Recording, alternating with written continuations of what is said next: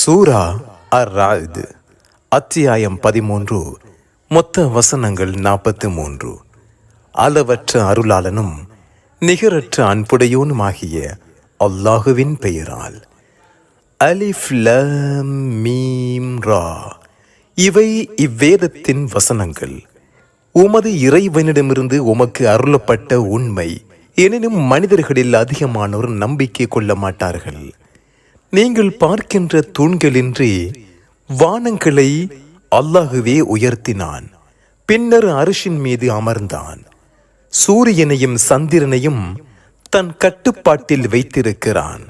ஒவ்வொன்றும் குறிப்பிட்ட தவணை வரை ஓடுகின்றன. காரியத்தை அவனே நிர்வகிக்கிறான். உங்கள் இறைவனின் சந்திப்பை நீங்கள் உறுதியாக நம்புவதற்காக சான்றுகளை அவன் தெளிவுபடுத்துகிறான். அவனே பூமியை விரித்தான், மலைகளையும் நதிகளையும் அதில் அமைத்தான். ஒவ்வொரு கனி வகைகளிலும் ஒரு ஜோடியை அமைத்தான். இரவை பகலால் மூடுகிறான். சிந்திக்கும் சமுதாயத்திற்கு இதில் பல சான்றுகள் உள்ளன. பூமியில் அருகருகில் அமைந்த பல பகுதிகள் உள்ளன. திராட்சை தோட்டங்களும் பயிர்களும் கிளைகளுடையதும் கிளைகளே இல்லாததுமான பேரீச்சை மரங்களும் உள்ளன. ஒரே தண்ணீர் தான் அவற்றுக்கு புகட்டப்படுகின்றது. இவ்வாறு இருந்தும் சுவையில் ஒன்றை விட மற்றொன்றை சிறந்ததாக்கியுள்ளோம். விளங்கும் சமுதாயத்திற்கு இதில் பல சான்றுகள் உள்ளன. நீர் ஆச்சரியப்பட்டால், நாங்கள் மண்ணாக ஆன பின்பும் புது படைப்பாக ஆவோமா என்று அவர்கள் கூறுவது இதைவிட ஆச்சரியமாக உள்ளது. அவர்கள்தான் தமது இறைவனை ஏற்க மறுத்தவர்கள். அவர்களின் கழுத்துக்களில்தான் விலங்குகள் உள்ளன. அவர்களே நரகவாசிகள். அதில் அவர்கள் நிரந்தரமாக இருப்பார்கள். நன்மைக்கு முன்னதாக தீமையை உம்மிடம் அவசரமாக தேடுகின்றனர். அவர்களுக்கு முன்னர் முன்னுதாரணங்கள் சென்றுள்ளன. அவர்கள் அநீதி இழைத்த போதும் உமது இறைவன் மக்களை மன்னிப்பவன், மேலும் உமது இறைவன் கடுமையாக தண்டிப்பவன். இவரது இறைவனிடமிருந்து இவருக்கு தக்க சான்று அருளப்பட வேண்டாமா என்று ஏக இறைவனை மறுப்போர் கேட்கின்றனர். நீர் எச்சரிப்பவரே, ஒவ்வொரு சமுதாயத்திற்கும் ஒரு வழிகாட்டி உண்டு. ஒவ்வொரு பெண்ணும் கருவறையில் சுமப்பதையும் கருவறைகள் சுருங்குவதையும் விரிவடைவதையும் அல்லாஹ் அறிகிறான். ஒவ்வொரு பொருளுக்கும் அவனிடம் நிர்ணயிக்கப்பட்ட அளவு உள்ளது. அவன் மறைவானதையும் வெளிப்படையானதையும் அறிபவன், பெரியவன், உயர்ந்தவன். உங்களில் இரகசியமாக பேசுபவனும் உரத்து பேசுபவனும் இரவில் மறைந்திருப்பவனும் பகலில் நடப்பவனும் அவனை பொறுத்தவரை சமமானோரே. மனிதனுக்கு முன்னரும் பின்னரும் தொடர்ந்து வருவோர் வானவர் உள்ளனர். அல்லாஹுவின் கட்டளைப்படி அவனை காப்பாற்றுகின்றனர். தம்மிடம் உள்ளதை ஒரு சமுதாயம் மாற்றிக்கொள்ளாத வரை அச்சமுதாயத்தில் உள்ளதை அல்லாஹ் மாற்ற மாட்டான். ஒரு சமுதாயத்திற்கு அல்லாஹ் தீங்கை நாடும் போது அதை தடுப்போர் இல்லை. அவர்களுக்கு அவனன்றி உதவி செய்பவரும் இல்லை. அச்சத்தையும் எதிர்பார்ப்பையும் ஏற்படுத்துவதாக மின்னலை அவனை உங்களுக்கு காட்டுகிறான். பழுவான மேகங்களையும் அவன் உருவாக்குகிறான். இடியும் அவனை புகழ்ந்து போற்றுகிறது. அவனை பற்றிய அச்சத்தினால் வானவர்களும் புகழ்ந்து போற்றுகின்றனர். இடி முழக்கங்களையும் அவனை அனுப்புகிறான். தான் நாடியோரை அவற்றின் மூலம் தண்டிக்கிறான். அவர்களோ அல்லாஹுவை பற்றி தர்க்கம் செய்கின்றனர். அவன் வலிமை மிக்கவன். உண்மையான பிரார்த்தனை அவனுக்கே உரியது. அவனையன்றி இவர்கள் யாரை பிரார்த்திக்கிறார்களோ அவர்கள் சிறிதளவும் இவர்களுக்கு பதிலளிக்க மாட்டார்கள். தண்ணீர் தானாக வாய்க்குள் செல்ல வேண்டும் என்பதற்காக இரு கைகளையும் அதை நோக்கி விரித்து வைத்துக் கொள்பவனைப் போலவே அவர்கள் உள்ளனர். அது தானாக அவனது வாய்க்குள் செல்லாது. ஏக இறைவனை மறுப்போரின் பிரார்த்தனை வீணாகவே இருக்கும். வானங்களிலும் பூமியிலும் உள்ளவை விரும்பியோ விரும்பாமலோ அவனுக்கே பணிகின்றன. அவற்றின் நிழல்களும் காலையிலும் மாலையிலும் பணிகின்றன. வானங்களுக்கும் பூமிக்கும் இறைவன் யார் என்று முஹம்மதே கேட்டு அல்லாஹ் என்று கூறுவீராக. அவனையன்றி பாதுகாவலர்களை கற்பனை செய்து கொண்டீர்களா?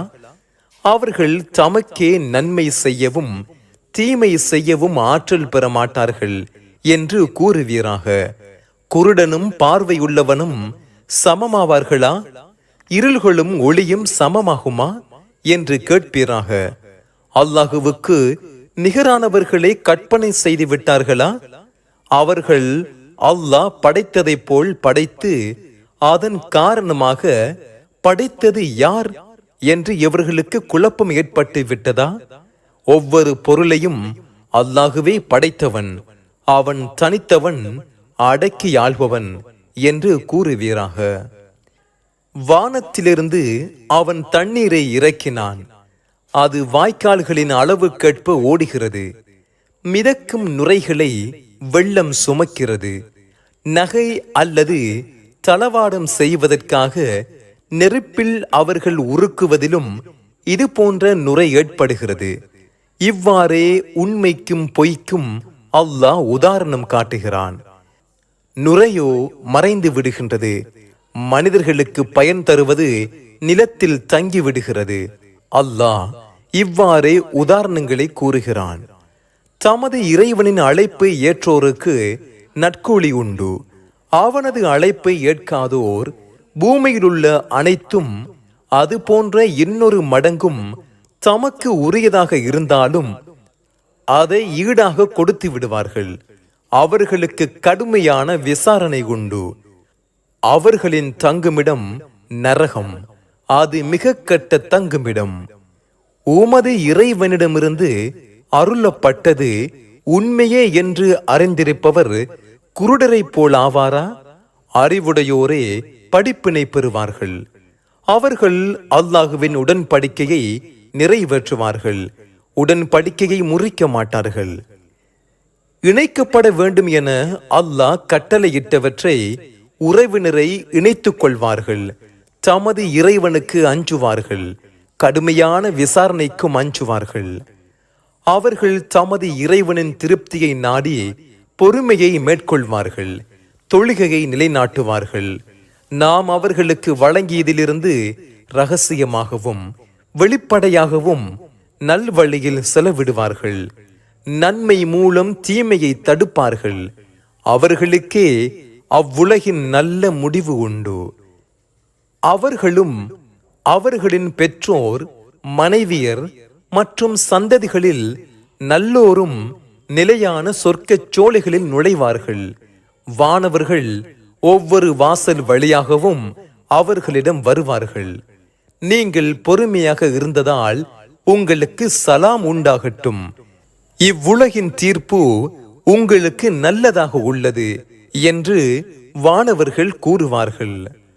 அல்லாஹுவிடம் உறுதிமொழி எடுத்த பின் அதை முறிப்போருக்கும் இணைத்துக் கொள்ளப்பட வேண்டும் என்று அல்லாஹ் கட்டளையிட்டதை துண்டிப்போருக்கும் பூமியில் குழப்பம் விளைவிப்போருக்கும் சாபம் உள்ளது. அவர்களுக்கு அவ்வுலகில் கேடு உண்டு. தான் நாடியோருக்கு அல்லாஹ் செல்வத்தை தாராளமாக வழங்குகிறான், குறைத்தும் வழங்குகிறான். அவர்கள் இவ்வுலக வாழ்க்கையின் மூலம் மகிழ்ச்சி அடைகின்றனர். மறுமையுடன் ஒப்பிடும் போது இவ்வுலக வாழ்க்கை அற்ப சுகம் தவிர வேறில்லை. இவருக்கு இவரது இறைவனிடமிருந்து தக்க சான்று அருளப்பட வேண்டாமா என்று ஏக இறைவனை மறுப்போர் கேட்கின்றனர். தான் நாடியோரை அல்லாஹ் வழிகேட்டில் விட்டு விடுகிறான், திருந்தியோருக்கு தன் பக்கம் வழிகாட்டுகிறான் என்று கூறுவீராக. நம்பிக்கை கொண்டோரின் உள்ளங்கள் அல்லாஹுவின் நினைவால் அமைதியுறுகின்றன. கவனத்தில் கொள்க, அல்லாஹுவின் நினைவால் தான் உள்ளங்கள் அமைதியுறுகின்றன.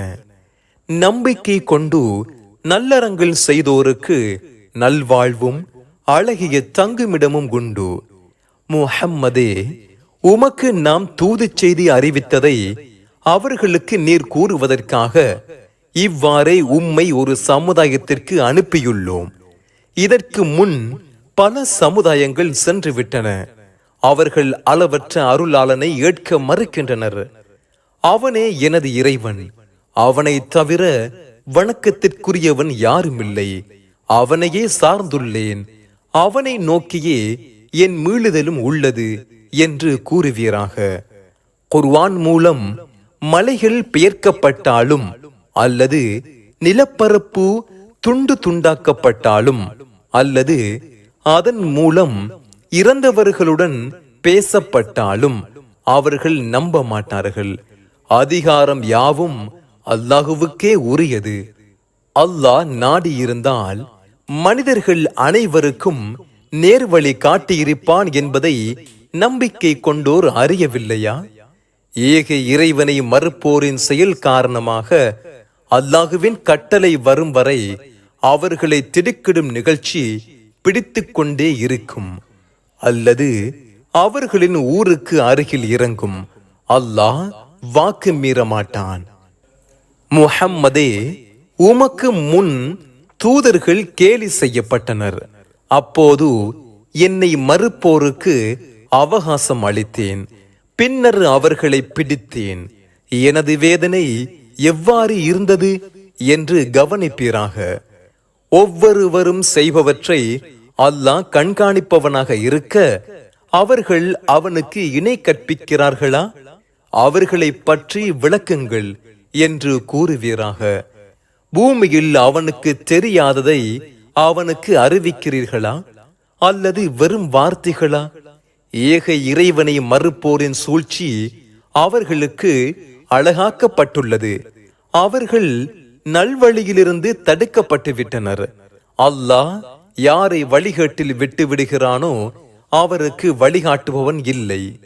அவர்களுக்கு இவ்வுலக வாழ்க்கையிலும் வேதனை உண்டு, மறுமையின் வேதனை கடுமையானது. அவர்களை அல்லாஹுவிடமிருந்து பாதுகாப்பவன் எவனும் இல்லை. இறைவனை அஞ்சுவோருக்கு வாக்களிக்கப்பட்ட சொர்க்கத்தின் தன்மை அவற்றின் கீழ்ப்பகுதியில் ஆறுகள் ஓடும். அதன் உணவும் நிழலும் நிரந்தரமானதாக இருக்கும். இதுவே இறைவனை அஞ்சுவோருக்கான முடிவாகும். ஏக இறைவனை மறுப்போரின் முடிவு நரகமே. முஹம்மதே, நாம் யாருக்கு வேதத்தை வழங்கினோமோ அவர்கள் உமக்கு அருளப்பட்டதில் மகிழ்ச்சி அடைகின்றனர். அதில் சிலவற்றை மறுப்போரும் அக்கூட்டங்களில் உள்ளனர். அல்லாஹுவை நான் வணங்க வேண்டும், அவனுக்கு இணை கற்பிக்க கூடாது என்று கட்டளையிடப்பட்டுள்ளேன். அவன் பக்கமே அழைக்கிறேன், என் மீளுதலும் அவனிடமே உள்ளது என்று கூறுவீராக. இவ்வாறே இதனை சட்டமாக அரபு மொழியில் அருளியுள்ளோம். உம்மிடம் இந்த அறிவு வந்த பின் அவர்களின் மனோ இச்சைகளை நீர் பின்பற்றினால் அல்லாஹுவிடமிருந்து பொறுப்பாளனோ காப்பாற்றுபவனோ உமக்கு இல்லை.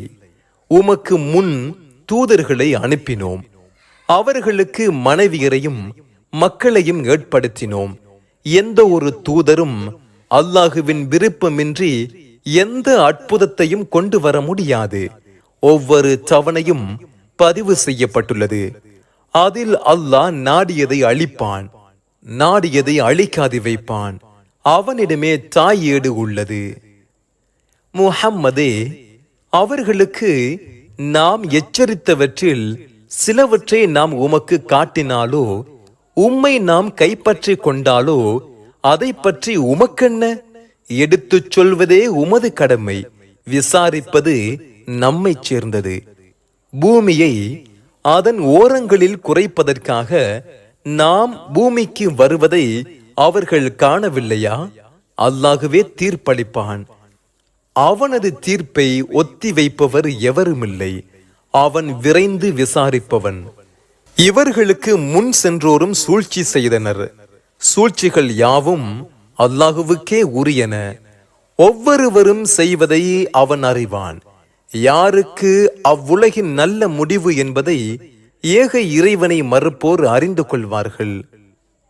முஹம்மதே, நீர் இறைவனின் தூதர் அல்லர் என்று மறுப்போர் கூறுகின்றனர், எனக்கும் உங்களுக்கும் இடையே அல்லாஹுவே போதுமான சாட்சியாவான், வேதத்தின் அறிவு உள்ளோரும் போதுமானவர்கள் என்று கூறுவீராக.